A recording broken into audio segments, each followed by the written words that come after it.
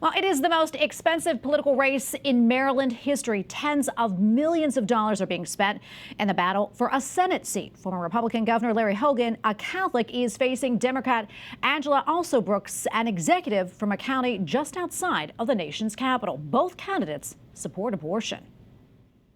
Your folks that are listening to this interview, it's an important issue to them. I'm a lifelong Catholic, and I've got my own personal views about abortion. But I've always said I'm not going to be able to make that decision for anyone else, and I'm not going to stand between a woman and her doctor. I'll continue to fight on behalf of Maryland, women in Maryland, to make sure that we are preserving that freedom, as well as the right to access contraception, the right to access IVF. And we realize that the Republican Party has essentially declared war on the reproductive freedoms of Marylanders. The Catholic Church's voter guide lists abortion and life issues as the first of its 7 pillars. Control of the U.S. Senate may be determined by this race. And according to recently released campaign numbers, both parties and political action groups have poured in more than $85 million.